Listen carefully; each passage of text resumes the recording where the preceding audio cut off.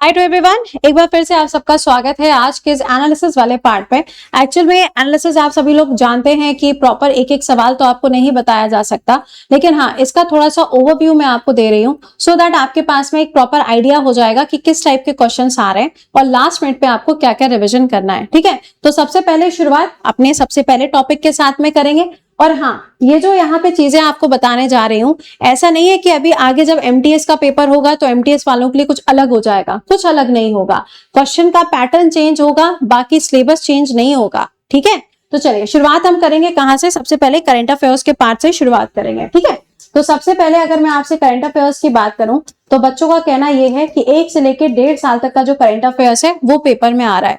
मैंने आपको हमेशा बोला है कि अगर आप एसएससी के एस्पिरेंट हो तो एसएससी के एस्पिरेंट जो होंगे ना, उनके पास में जो कंटेंट होना चाहिए वो कंटेंट यहाँ पर क्या होना चाहिए, एटलीस्ट 2 साल का करंट अफेयर्स उनके पास में होना चाहिए। ठीक है, लेकिन अगर आप दिल्ली पुलिस या जैसे कि यूपी या एमपी यहाँ किसी की अगर आप तैयारी कर रहे हैं तो वहां पे आपका जो कंटेंट होना चाहिए यानी कि करंट अफेयर्स होना चाहिए वो कम से कम 1 साल का कंटेंट आपके पास होना चाहिए। ठीक है, तो ये चीज अभी आपको ध्यान रखनी है।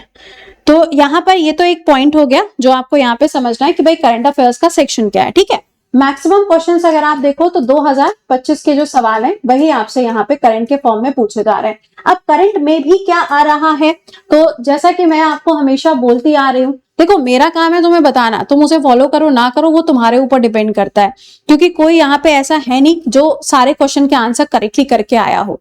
या मैं भी अगर पेपर देने जाऊंगी तो एक आधा तो मेरा भी गलत हो जाएगा, है ना। तो ये तो नॉर्मल ह्यूमन नेचर है, बट एटलीस्ट पढ़ के तो जाओ ना। तो देखिए करंट अफेयर्स में अपॉइंटमेंट, आज सुबह ही मैंने तुम्हें 11 बजे के क्लास में अपॉइंटमेंट पढ़ाया है, नहीं पढ़ा होगा।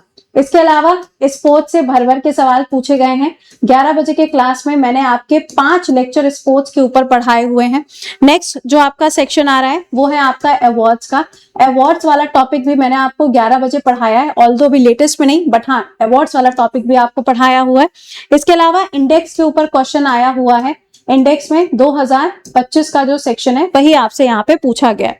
अच्छा, इस बार में साइंस एंड टेक के ऊपर आपको क्वेश्चन नहीं मिलेगा, साइंस एंड टेक के ऊपर कोई सवाल नहीं आया है। ओवरऑल बच्चों ने जो बताया है, कुछ का जो कहना ये है कि मैम 15 से 18 सवाल जो हैं वो करंट अफेयर्स के हैं, बट ऐसा जरूरी भी नहीं है कि हाँ ऐसे ही हो, क्योंकि कई बार क्या होता है कि जब एनवायरमेंट, हिस्ट्री, पॉलिटी के भी क्वेश्चन देखते हैं तो कई बार वो भी करंट से रिलेट होके आते हैं। तो हो सकता है बच्चों ने इसलिए ऐसा बोला हो कि 15-18, बट हाँ 15 तो देखो एक नॉर्मल सी चीज है, 10 मान लो, 10 तो होंगे ही होंगे। ठीक है, तो ये है आपका करंट का सेगमेंट। चलो आगे आते हैं, जीके के पार्ट पे बात करो।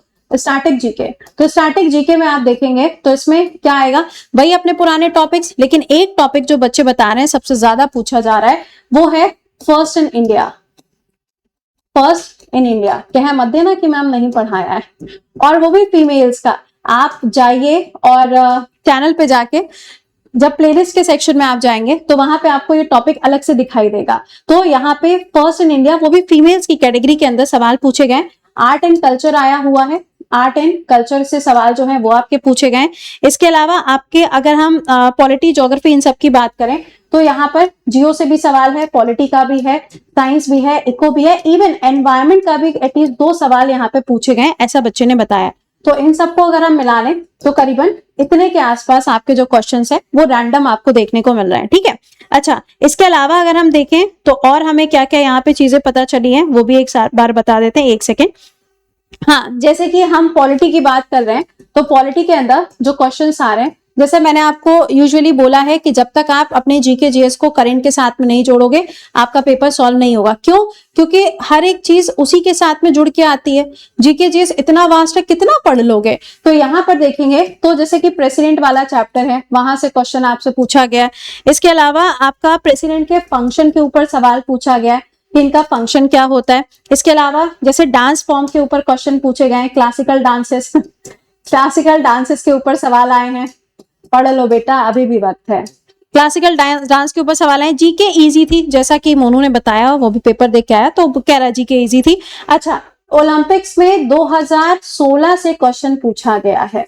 ऑलराइट, तो इस टाइप के जो क्वेश्चंस हैं वो आपको देखने को मिल रहा है। ओवरऑल बच्चे कह रहे हैं पेपर अभी ओके ओके टाइप का आ रहा है, इतना कोई टफ पेपर नहीं। पढ़ा है तो टफ नहीं है, नहीं पढ़ा है तो फिर भगवान मालिक है ना। तो ये कुछ चीजें हैं जो आपको यहाँ से मालूम होनी चाहिए। इसके अलावा आपको सिंपली क्या करना होता है, सिंपली आपको अपना रिवीजन करना है लास्ट मिनट पे।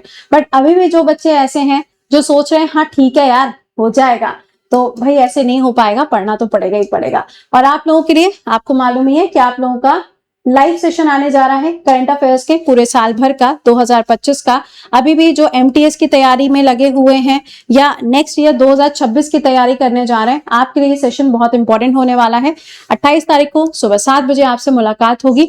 वहीं पे आपसे जीके पल्स की बुक, जिसके अंदर जीके जीएस का सारा कंटेंट है, जो कि मिनी एनसीईआरटी है, और करंट अफेयर्स की मैगजीन का वॉल्यूम 2, वो दोनों के बारे में यहीं पे आपसे बातें होंगी। तो आप लोगों से मुलाकात होगी वहां पे। आप में से जितने बच्चों का पेपर हुआ है, अगर कुछ क्वेश्चंस आपके पास में हो तो आप कमेंट के नीचे भी लिख सकते हैं। कैसा आपका एग्जाम हुआ है वो भी आप बता सकते हैं। और साथ ही साथ में अगर कुछ और क्वेश्चंस होंगे तो उससे जुड़ा हुआ कल जब सुबह हम लोग करंट पढ़ेंगे वहां पे देख लेंगे। ठीक है, टिल देन खुश रहिए, मुस्कुराते रहिए, keep learning, keep revising, bye bye and take care to all.